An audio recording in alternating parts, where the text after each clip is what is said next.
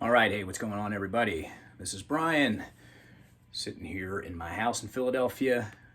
Just wanted to make another quick video, you guys. I'm enjoying being part of these groups and making these videos. I'm posting them on YouTube as well. If you'd like to give it a follow, I'll be posting.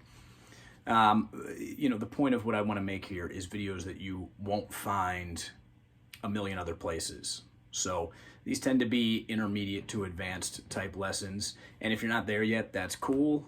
It'll give you an idea to look forward to, and maybe even challenge yourself, jump ahead, see if you can make sense of what we're talking about.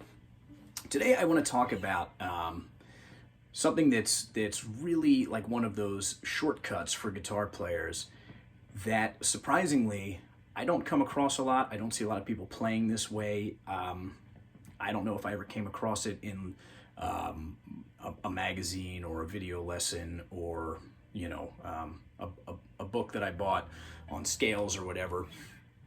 But the main concept here is repeating patterns on each two sets of strings. So what we're going to look at today is a 6-note scale or a 6-note pattern.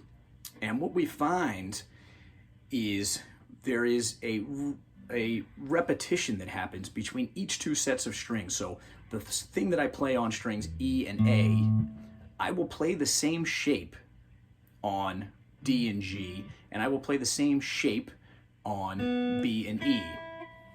So I want to use a 6-string pattern just to really hammer this home. This will be 3 notes on each string.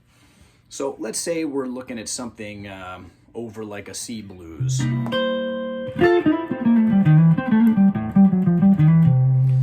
And let's say I want to grab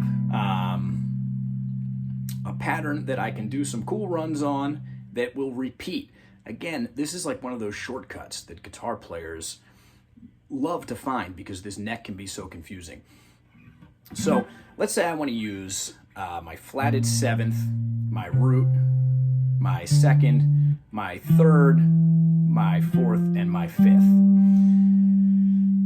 Okay, well, in this particular spot here, if we're in C, what that means is, right, my C is right here on the 8th fret. I'm going to slide back and play my flatted 7th note. Okay, this is that one of the big notes here to give you your bluesy or your country, that dominant sound. So we have flatted 7th, which in the key of C is going to be the 6th fret. We have our root, key of C is going to be on the 8th fret. We have our 2nd, okay, which in this case is D, and that's on the 10th fret. Okay, so again, those 3 notes, they're spaced out perfectly. There's 1 fret between each. We have 6, 8, 10. Okay, now remember what we said here. We're going to go flat 7, root, 2nd, 3rd, 4th, 5th. Okay, so our 3 in the key of E, in the key of C is an E note. That's found on your 7th fret of your A string. Our 4th is an F note, and that's found on the 8th fret of the A string. And our 5th is D. What did I say? D, G, I'm sorry. Is a G note, which is found on the 10th fret of the A string. Okay, so check it out. This is where this idea starts to come to life. We have this pattern now that we can rely on. We don't need to overthink. Okay, this is one of those things you learn it and you can jump right in. So we have a shape here. We have, okay, that's it. Now here's what's awesome. If you know a little bit about how the fretboard works, if you move up, if you jump up to 2 strings higher, so if I go from the E string to the D string, E string to the D string, everything moves up 2 frets. Okay, so I can find B flat, C, and D right here. And then the same idea works when you're going from the A string to the G string. Okay, so I have, so we have, we have 7, 8, and 10, and then we have 9, 10, 12 on the G string. So watch this come together. Okay, now this is the only place where it gets funky. When we jump up to the set of strings B and E, the 2 high strings, we have to jump up 3 frets instead of 2 like we did earlier. Okay, it's just the way the guitar is tuned. The B string is tuned to a 4th a third instead of a fourth like the rest of the strings. So that B string is down a half step, which means we need to compensate by going up an extra half step. So again, let's continue the pattern here.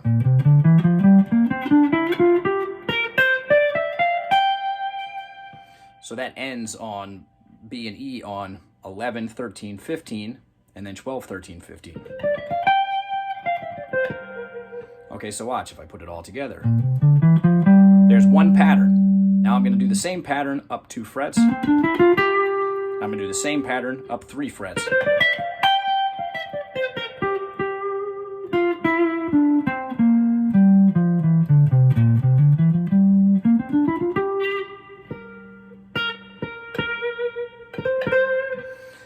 Okay, all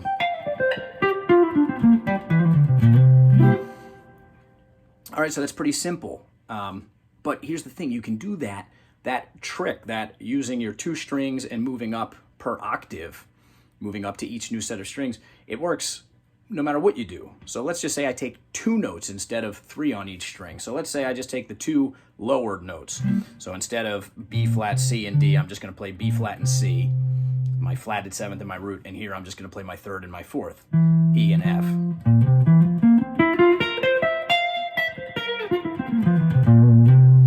Okay, so the same concept works. Doesn't matter how many notes you put on it.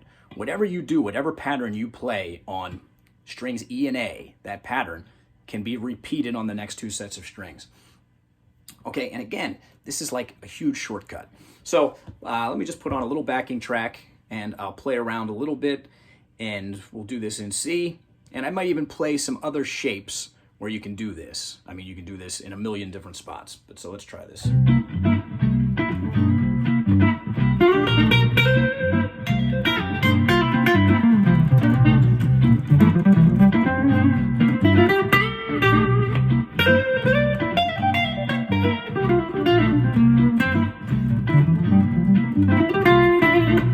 Do something like that.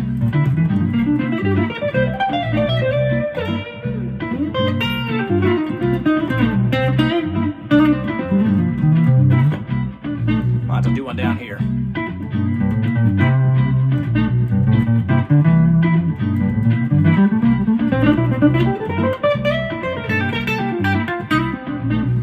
That one's kind of cool. Let's see, maybe we'll put a flatted 3rd. Let's try this.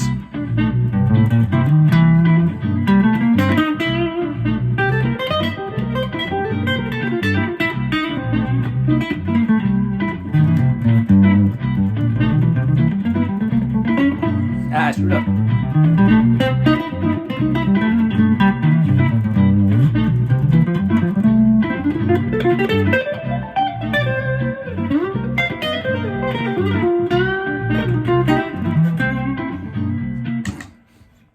Okay, so this is a thing you can play around with. The concept here, it's not important if you learn that particular scale. That's one of many you can choose. Whatever you do on those 2 sets of strings, E and A, you can repeat 2 frets up on strings D and G, you can repeat 2 strings up on B and E. Just take a look at one other one, right? This is a way to play the blues scale. Everyone loves playing the blues scale.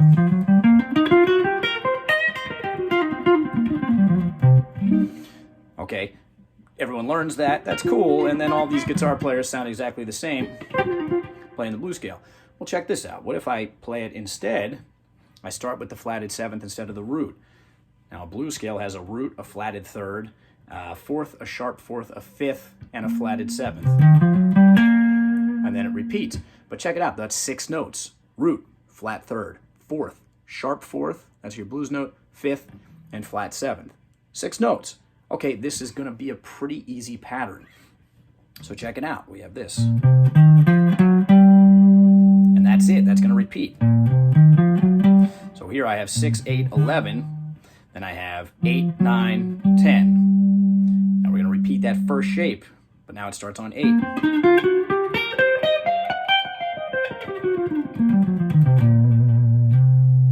All right, that's a pretty cool way to play the blues scale.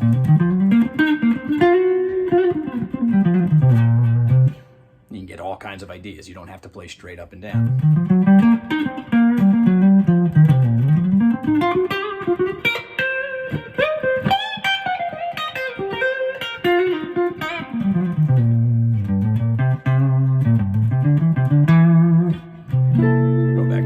changer. I can play 7 notes.